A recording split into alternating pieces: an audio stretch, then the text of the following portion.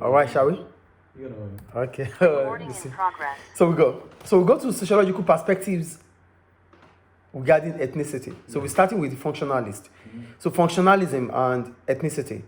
Functionalists see society in terms of stability and consensus based on shared values. Differences in racial groups are dysfunctional, according to functionalists. The problem is seen as temporary, especially if for immigrants who newly arrived in the country, they need assimilation and gradually they adopt the norms and values of the host society. So, for functionalists, they don't see ethnicity as a big problem because they consider it to be temporary, based on their own consensus and stability, based on stability and consensus of shared values. So what they feel is immigrants that come into the country, as soon as they come into the society, they are new. So there's going to be a time they have to assimilate the values of that society. And as soon as they are able to assimilate the values of the society, they will not feel inferior anymore. That is according to functionalists.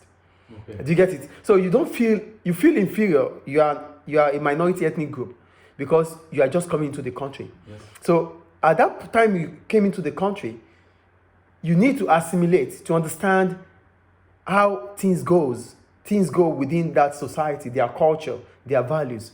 As soon as you understand it, then you become part of them. Then you start forgetting your culture, your own values. Then you assimilate. So they see ethnicity as a temporary thing. Yes. Do you understand functionalist here? Yes. Yeah. So as a result of that, there are different ways in which assimilation will come in. So we have 4 ways for assimilation. We have socioeconomic status. For socioeconomic status, it means that members of immigrant groups, at first, when an immigrant comes into a country, they get low-paid jobs, they get unskilled jobs because they are new. Yes. But as time goes on, they get high-paid jobs and they get skilled jobs. Yes. So that's why, for functionalists, they believe ethnicity is just a temporary thing based on assimilation. That's the first assimilation. The second one is about residential concentration. As soon as immigrant comes into a country, the first thing they do is they try to reside closer to their community where they can share values.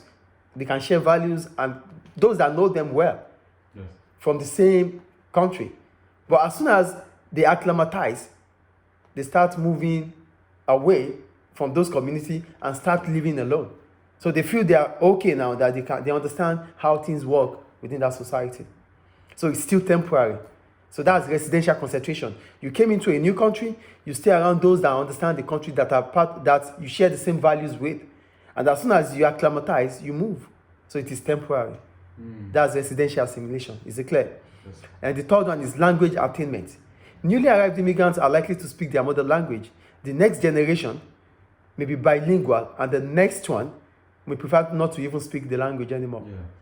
You understand? Yes. I'm new here. The next generation my daughter understand Arabic and English, and the next one might not even want to speak our language anymore.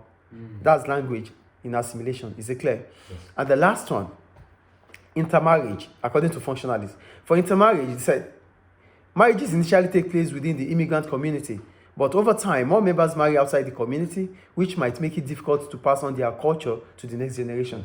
So, as soon as immigrants come in, they marry within